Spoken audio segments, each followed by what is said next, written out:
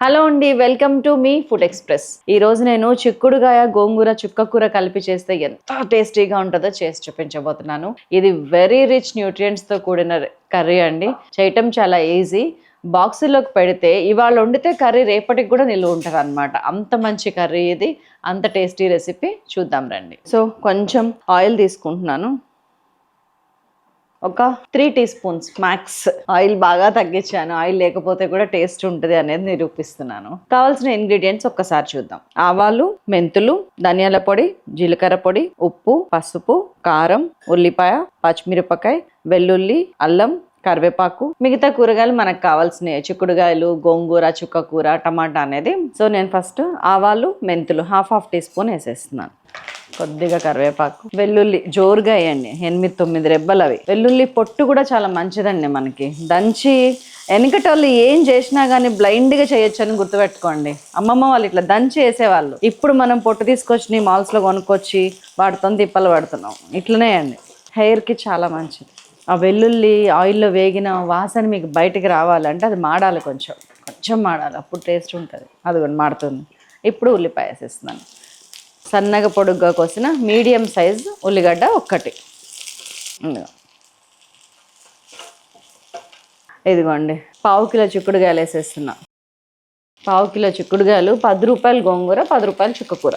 నేను చిక్కుడుగాయలోకనే కొన్నాను అవి. వేసేసాను. దీంతో పాటు చిక్కుడుగాయలతో పాటు టమాటాలు వేసేస్తున్నాను. దీంతో పాటు పసుపు, దీంతో పాటు ఒక 1.5 టీ స్పూన్ ఉప్పు అన్నీ వేసేసాను. సిమ్ చేసేసాను, కలుపుతున్నాను. మూత పెట్టేస్తున్నాను. ఒక 10 నిమిషాలు మర్చిపోతానండి. సిమ్ చేసిన అప్పుడప్పుడు వచ్చి చూసుకొని అటు ఇటు తిప్పెళ్తాను. 10 మినిట్స్ అసలు సిమ్ చేసుకొని ఇంట్లో ఏమైనా పని ఉంటే చేసుకొచ్చుకోండి. సో 12 నిమిషాలు అయిందండి. మధ్యలో చూస్తున్నాను, ఇదిగోండి వాటర్ ఆల్మోస్ట్ అయిపోయింది, ఇంకేం లేదు, మిగలలేదు. ఇప్పుడు ఏం చేస్తానంటే నేను ఎంత ఉడికిందో చూడండి. తొక్క కొంచెం ఉడికింది, ఇందులో గింజ కూడా ఉంటుంది. సో ఇంకొక 10 నిమిషాలు ఉడకాలి. అప్పుడు మనం వాటర్ యాడ్ చేసుకోవాలి. లేదు మీ చిక్కుడుగాయలు బాగా మెత్తయి, గింజ పెద్దగా లేదు అంటే ఇది సరిపోతుంది 12 నిమిషాలు బాయిల్ అనేది. నేను ఒక 100 ml వాటర్ పోసిన, హాట్ వాటర్. ఇప్పుడు నా మిగతా ఇంగ్రీడియంట్స్ వేస్తాను. ఇదిగోండి, కారం 2 టీ స్పూన్స్, ధనియాల పొడి 1 టీ స్పూన్, జీలకర్ర పొడి 1/2 టీ స్పూన్. అన్నీ ఒకసారి కలిపిన తర్వాత ఇప్పుడు వేస్తున్నా గోంగూర, చుక్కకూర. 10 రూపాయలు గోంగూర, చిన్న కట్ట ఒకటి, అంతేనండి. ఇది 10 రూపాయలు అంటే మీకు అర్థం కాదు. మా ఊర్లో ఎక్కువ రావచ్చు, మీ ఊర్లో అసలు 10 రూపాయల కట్ట లేకపోవచ్చు. అందులో సగం చుక్కకూర, 2 కట్టలు చుక్కకూర. మా అమ్మ చెప్తుందండి ఇట్లాగా. మా అక్క వాళ్ళ అత్తగారు కూడా, ఆవిడ నేర్పించారు నిజానికి మా అమ్మకు కూడా. సో ఇది మగ్గాలంటే మళ్ళా మూత పెట్టేస్తున్నా. ఇట్లా ఒక 5-6 మినిట్స్ ఉడకనిద్దాం. ఆల్రెడీ దింపినాక వాటర్లో 3 మినిట్స్ ఉంది అంటే 15 మినిట్స్ అయిపోయింది. ఇంకొక 5 మినిట్స్, 20 మినిట్స్లో ఖల్లాస్ అయిపోయింది. 5-6 నిమిషాలు. మూత కూడా తీసే పని లేదు. చూడండి ఎంత వాటర్ వచ్చిందో. మళ్ళీ అంటే మన కర్రీకి సరిపోను, అందరు కలుపుకోవడానికి. చిక్కుడుకాయ కూడా బ్రహ్మాండంగా ఉడికిపోయింది. ఈ టైంలో తురిమిన అల్లం, మీరు డైరెక్ట్ దీని మీద పెట్టి తురమండి, జస్ట్ కొంచెం, వెరీ లిటిల్, ఆ ఫ్లేవర్ కోసం చాలా బాగుంటుంది. కొత్తిమీర లాంటివి కూడా అవసరంలో, మొత్తం ఆకుకూరే కదండి.